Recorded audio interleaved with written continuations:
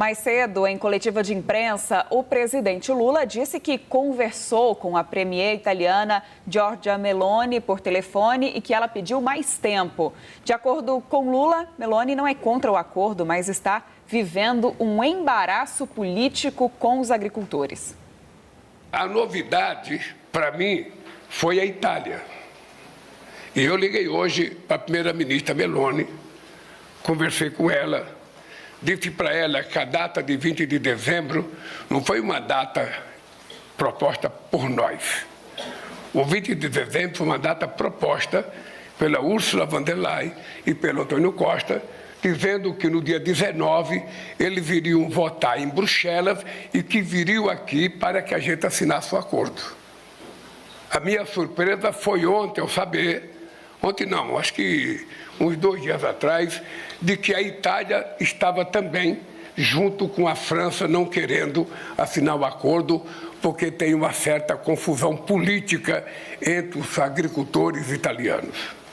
E na conversa com a primeira-ministra Meloni, ela ponderou para mim que ela não é contra o acordo.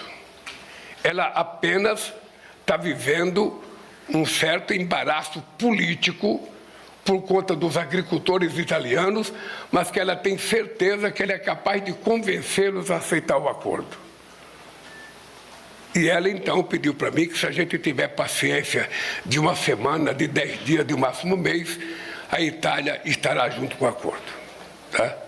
Eu disse para ela que vou colocar o que ela me falou da reunião do Mercosul e vou propor aos companheiros decidirem o que querem fazer. E para falar sobre o adiamento da assinatura e sobre a importância desse acordo, nós conversamos agora com Suemi Mori. Ela é diretora de Relações Internacionais da Confederação Nacional da Agricultura. Boa noite, Suemi. Esse adiamento traz uma certa frustração, né? Traz uma certa frustração, sim, né? A gente está falando de 26 anos de negociação e uma expectativa muito grande de que realmente fossem concluídas e assinado esse acordo agora no sábado. Suemi, Marina, aqui a gente tem acompanhado ao longo dos últimos dias e vimos agora na participação do nosso enviado especial Sérgio Uti lá em Bruxelas, né, uma movimentação de agricultores que são contrários a esse acordo comercial pelo livre comércio entre a União Europeia e o Mercosul, que inclui, claro, o Brasil. Como é que os agricultores brasileiros têm se posicionado? A gente está vendo essa revolta do lado de alguns países, né, de habitantes de alguns países que são contrários à medida, mas para o Brasil, para a agricultura brasileira, a medida já é vista de outra forma? Marina, o agro brasileiro, de maneira geral, a CNA, de maneira geral também, ela apoia o acordo, né? O acordo ele tem um potencial de ampliar as exportações do agro brasileiro para a União Europeia. Então, esse tipo de manifestação que a gente viu agora, esses últimos dias, não é novidade em Bruxelas. Se a gente se lembrar, no final de 24, no final de 23, começo de 24, teve o mesmo tipo de manifestação. Os agricultores europeus foram para a rua reclamar do excesso de regulamentação, reclamar do acordo, da possibilidade do fechamento do acordo. O que está por trás disso tudo é um receio muito grande com relação à alta competitividade que a agropecuária brasileira tem do ponto de vista de produção e de exportação.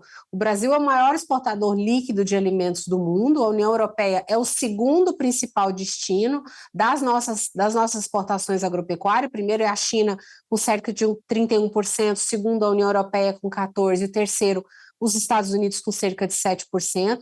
O receio que os produtores, que o setor agrícola europeu tem é dessa competitividade, dessa alta competitividade que a gente tem e uma possível perda para eles internamente. Aqui do lado brasileiro, o agro, de maneira geral, é claro que a gente tem setores que a gente sabe que vão sofrer um pouco mais com a questão da competitividade dos produtos europeus, porque afinal de contas é uma negociação ampla, a gente está falando de praticamente 90 e poucos % do comércio estão incluídos nesse acordo, então a gente não fala só de soja, só de carne, a gente fala de vinho, a gente fala de queijo, a gente fala de frutas.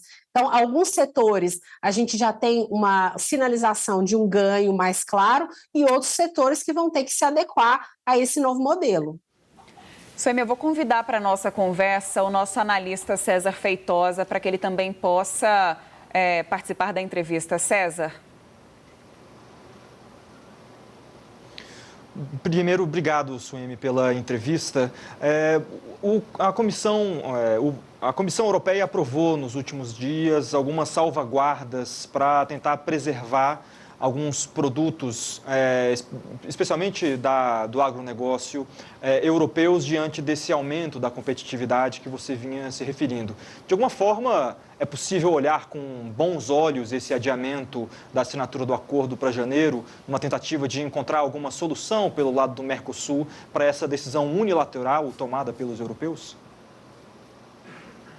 César, essa questão da salvaguarda nos preocupa muito, né? Lembrando que o texto do acordo, que é o texto que potencialmente seria assinado agora no sábado, ele foi fechado no ano passado, final do ano passado.